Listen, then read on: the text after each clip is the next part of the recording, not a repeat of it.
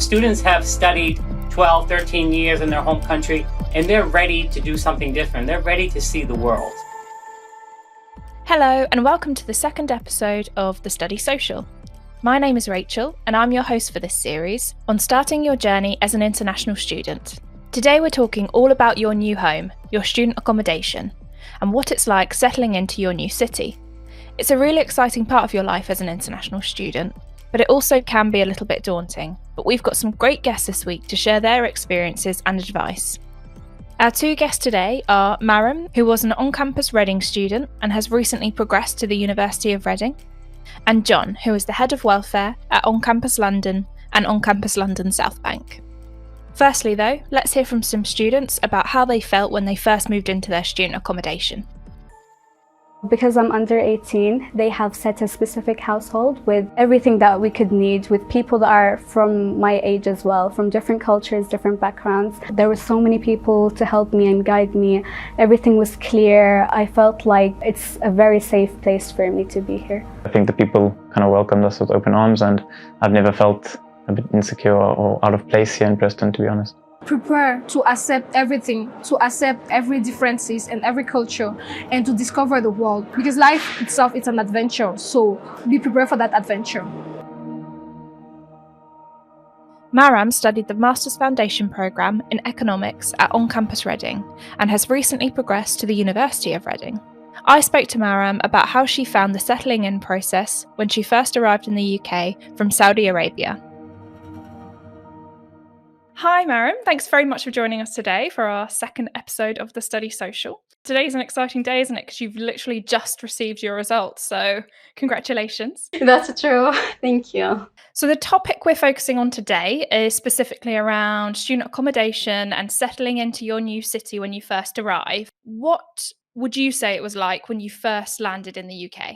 Oh, I had a lot of mixed emotions that time. I find it sometimes hard to talk about it.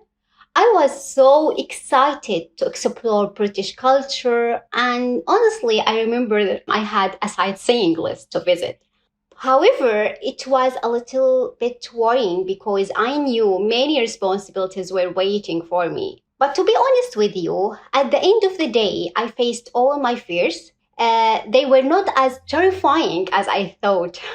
It's so worthwhile when you do eventually go through with it, and you're bound to experience those feelings at the beginning. So students aren't alone if they are feeling similar to that this year. And it's nice to hear that you do have success, even though you start from that point of maybe feeling a little bit apprehensive and mixed emotions, like you said.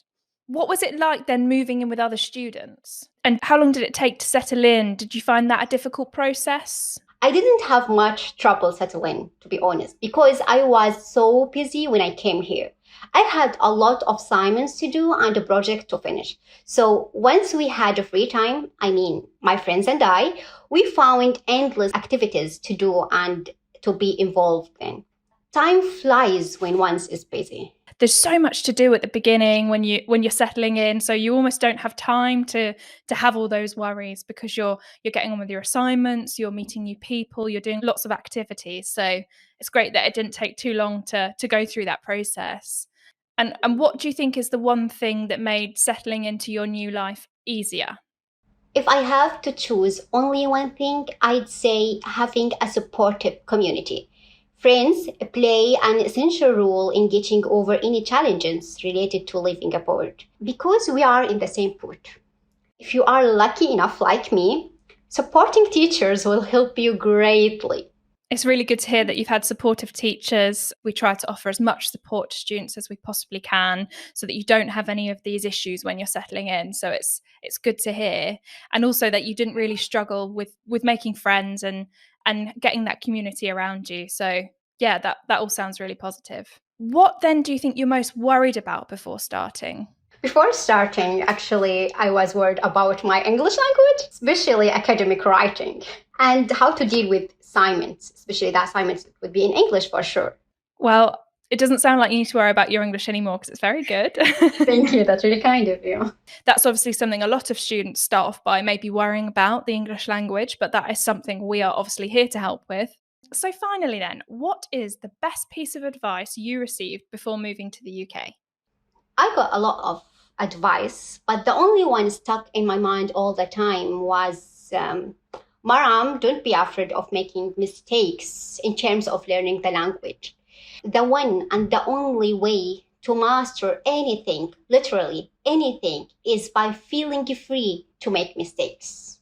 Absolutely. I think that's brilliant advice. You're here to learn. That's why you've come to On Campus. So really not to be nervous about that sort of thing. Yeah, I think that's a great message to pass on to our other students. Well, thank you so much for joining us today. It's been lovely speaking to you. Thank you so much. Thank you. It was really interesting to speak to Maram about her time in Reading, and great to hear that although she was nervous before moving, the first couple of weeks were an overall positive experience for her.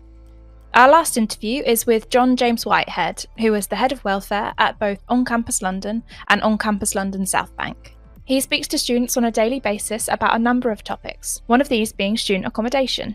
John gave me a really good insight into what on-campus students should expect when they move to London to study. Hi John, thanks very much for joining us for our second episode of the Study Social.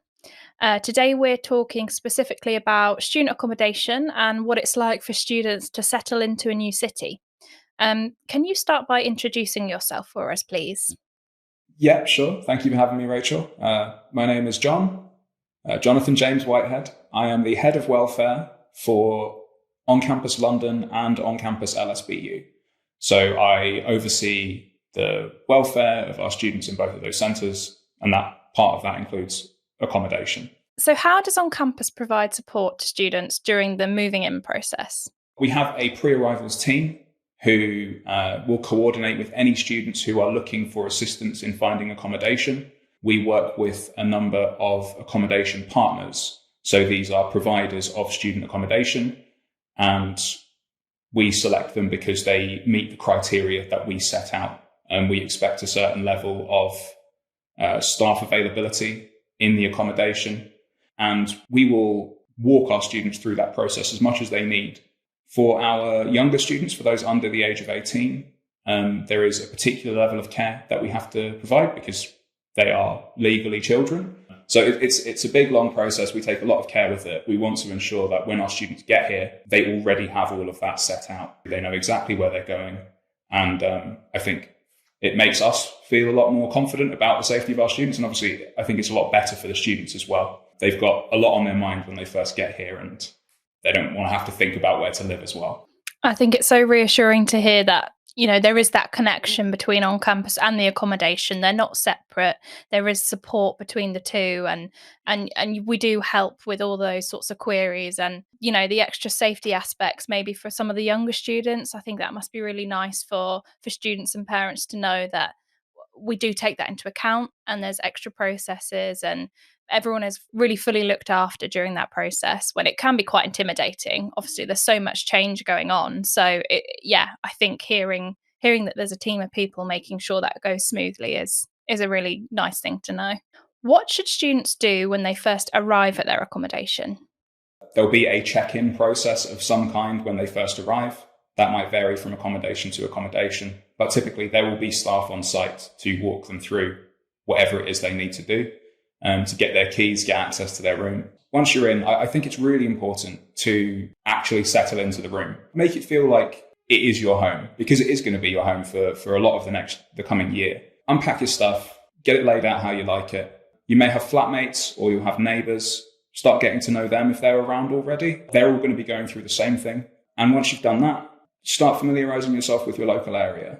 Yeah, I think kind of getting stuck in straight away is important, isn't it? It's learning about who you're going to be living with, making sure it feels like home, knowing what's near to you. I think all of that stuff is key to do in the first stages when you get there. So what would you say the transition support is for the students when they first arrive in London? Students are welcome to come to the centre. A lot of them will come to pick up their BRP cards, or they may be looking for some more information on when term's going to start. Once we are into the induction period, all of our students are invited to attend a number of sessions, which will cover sometimes too much detail, everything they might need to know. It can be a lot to take in, but the purpose of those sessions is, I think, partly to reassure students that the information they might need is available to them, also to introduce them to the team.